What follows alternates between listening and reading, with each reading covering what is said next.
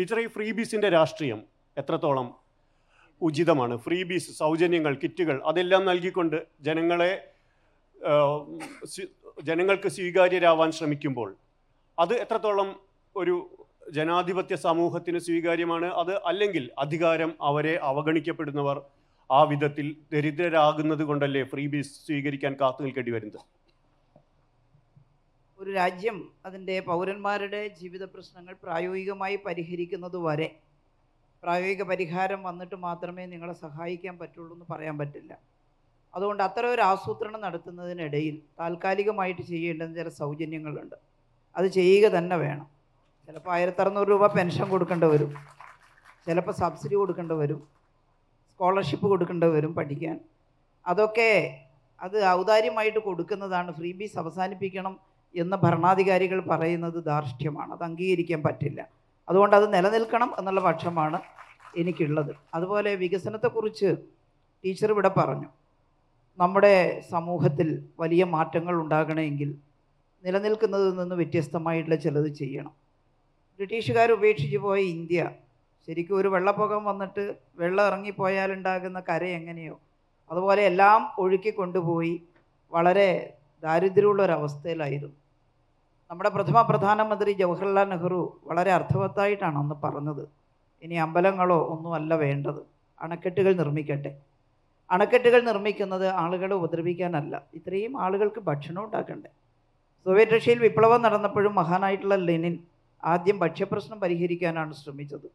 കൂട്ടുകൃഷിക്കളങ്ങൾ, Mikhail ഷോളോഖോവിൻ്റെയൊക്കെ novel വായിക്കും, virgin soil അപ്റ്റേണ്ടൊക്കെ വായിക്കുമ്പോൾ നമുക്ക് എങ്ങനെയാണ് മനുഷ്യർ ആഘോഷപൂർവ്വം ഒരുമിച്ച് അധ്വാനിച്ച് ധാന്യങ്ങൾ വിളയിച്ച് അതിൽ നിന്ന് കൃഷിക്കാർക്ക് കൊടുക്കാനുള്ളത് കൊടുത്ത് ബാക്കി വരുന്നത് കളപ്പുരകളിൽ ശേഖരിച്ച് ക്ഷാമകാലത്തേക്ക് വേണ്ടി ഉപയോഗിക്കാനൊക്കെ തീരുമാനിച്ചെന്ന രസകരമായിട്ടുള്ള അനുഭവങ്ങൾ അതിൻ്റെ അകത്തെല്ലാം ഉണ്ട്. നെഹ്റുവും ആഗ്രഹിച്ചത് എല്ലാവർക്കും ഭക്ഷണം ഉണ്ടാക്കണം, അണക്കെട്ടുണ്ടായെങ്കിൽ മാത്രമേ ജലസേചനം വഴി കാർഷിക മേഖലയെ പ്രോത്സാഹിപ്പിക്കാൻ സാധിക്കുകയുള്ളൂ.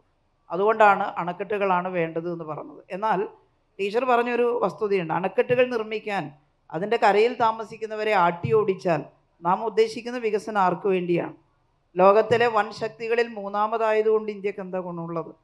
ബുധനിയെ പോലുള്ള പെൺകുട്ടികൾ ഇപ്പോഴും ഇന്ത്യയുടെ ഗ്രാമങ്ങളിലുണ്ടെങ്കിൽ അല്ലേ, നേരത്തെ ഒരു മാലയിട്ട് പോയി എന്ന വിശ്വാസത്തിൽ അന്യപുരുഷനെ വരിച്ച ഒരു പെണ്ണിനെ ഭ്രഷ്ടയാക്കുന്ന സംസ്കാരം നിലനിൽക്കുന്നുവെങ്കിൽ നമുക്ക് അതുകൊണ്ട് വലിയ നേട്ടമില്ല, വൻ ശക്തി ആയതുകൊണ്ട് വലിയ നേട്ടമില്ല.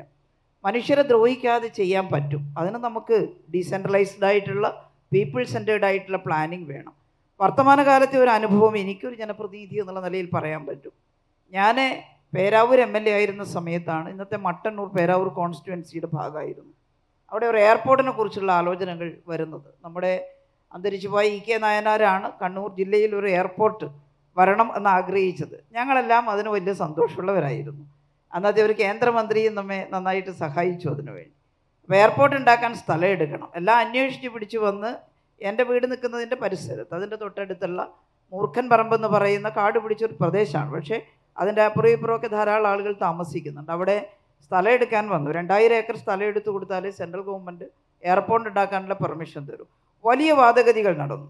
എയർപോർട്ട് ഉണ്ടാക്കുന്നതിന് പകരം അതെല്ലാം കുത്തിക്കളച്ച് എന്തെങ്കിലും കപ്പയോ മറ്റോ ഇട്ടാൽ അത് ആഹരിക്കാമല്ലോ, എയർപോർട്ട് കൊണ്ടെന്താ ഗുണം എന്നുള്ള ചർച്ച ഒരു ഭാഗത്തുണ്ടായിരുന്നു. മറ്റൊരു ഭാഗത്ത് ഈ പറഞ്ഞതുപോലെ അണക്കെട്ടുണ്ടാക്കുമ്പോൾ ആട്ടിയോടിക്കപ്പെടുന്നത് പോലെ നിങ്ങളെല്ലാം ഇവിടെ നിന്ന് കോരിയെടുത്തിട്ട് ആറളം ഫാമിൻ്റെ അപ്പുറത്തുള്ള കാട്ടിൽ കർണാടക ഫോറസ്റ്റിൽ കൊണ്ടുപോയി തള്ളും എന്ന് ചിലർ പറഞ്ഞു. ആകമാനം ഭയങ്കര ബഹളം. ജനപ്രതിനിധി എന്നുള്ള നിലയിൽ അവിടുത്തെ MLA ആയി എൻ്റെ ഉത്തരവാദിത്തമാണ് ഈ ഭൂമി സുഗമമായിട്ട് ഏറ്റെടുത്ത് കൊടുക്കുക എന്നുള്ളത്. അപ്പോൾ ഞങ്ങൾ ജനങ്ങളെ സമീപിച്ചു, ഭയവിഹ്വലരാണ്. പക്ഷേ അന്ന് അതിൻ്റെ ചാർജുള്ള മന്ത്രി അന്തരിച്ചു പോയ കോടിയേരി ബാലകൃഷ്ണനായിരുന്നു. അദ്ദേഹത്തെ സമീപിച്ചിട്ട് ഞങ്ങൾ നാട്ടുകാർ പറഞ്ഞു, നല്ലൊരു പാക്കേജ് ഉണ്ടാക്കണം ഭൂമി എടുക്കാൻ, എന്നിട്ട് അവരെ പുനരധിവസിപ്പിക്കണം, എന്നിട്ട് മാത്രമേ എടുക്കാൻ പറ്റുള്ളൂ. അന്ന് കോടിയേരി ബഹളം വെക്കുന്ന സമരം ചെയ്യുന്ന ആളുകളെ വിളിച്ചിട്ട് പറഞ്ഞൊരു വാചകം ഉണ്ടായിരുന്നു, നിങ്ങളാരും കണ്ണീരോടെ ഇറങ്ങിപ്പോകേണ്ടതായിട്ട് വരില്ല, നല്ലൊരു പാക്കേജ്, ഇന്ന് കണ്ണൂർ പാക്കേജ് എന്നറിയപ്പെടുന്ന പാക്കേജ് ഉണ്ടാക്കി അർഹമായിട്ടുള്ള വില കൊടുക്കാൻ തീരുമാനിച്ചു. വീട് നഷ്ടപ്പെടുന്നവർക്ക് പുതിയ ഒരു വീട് കൺസ്ട്രക്ട് ചെയ്യാൻ ആവശ്യമായിട്ടുള്ള ധനസഹായം, 10 സെൻറ്റ് ഭൂമി സൗജന്യമായി ഇതിൻ്റെ അകലെ ഒരിടത്ത് ഭൂമി കൊടുത്തുകൊണ്ട് വീടെടുക്കാൻ, പാക്കേജ് മുഴുവൻ ഞാൻ വിശദീകരിക്കുന്നില്ല, പക്ഷേ വളരെ തൃപ്തികരമായിരുന്നു. അന്ന് ഇവിടെ അളക്കാൻ വന്നാൽ നിങ്ങളുടെ കൈകാലുകൾ ഞങ്ങൾ തല്ലി ഒടിക്കുമെന്ന് പറഞ്ഞ് സമരം ചെയ്ത മനുഷ്യർ ഇന്ന് എൻ്റെ അടുത്ത് അവിടെ MLA ഞാനാണ്, പുതിയ കോൺസ്റ്റിറ്റ്യുവൻസിയാണ് മട്ടന്നൂർ, അതിലാണിതുള്ളത്. അതിൻ്റെ അടുത്ത് കുറച്ചുകൂടി ഭൂമിയുണ്ട്, എടുക്കാമോ എന്നാണ് ചോദിച്ചിട്ട് വരികയാണെങ്കിൽ ഒട്ടും അതിശയോക്തികരമായി പറയുന്നതല്ല. കാരണം മോഹവിലയാണ് കിട്ടിയത്, നല്ല വിലയാണ്, നല്ല എൻഹാൻസ്മെൻറ്റ് അവിടുത്തെ നടപ്പ് വിലയേക്കാൾ.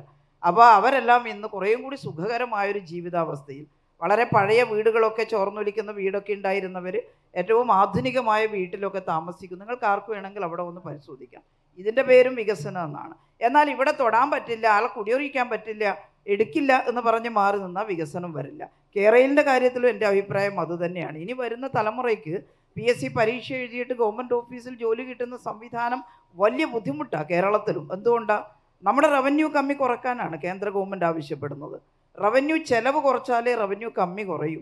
റവന്യൂ ചെലവെന്ന് പറയുന്നത് ശമ്പളം കൊടുക്കുന്ന കാശാണ്. അത് കുറക്കാൻ പറയുമ്പം നമ്മളെങ്ങനെയാണ് പുതിയ തസ്തികകൾ സൃഷ്ടിച്ചിട്ട് ജോലി കൊടുക്കുക?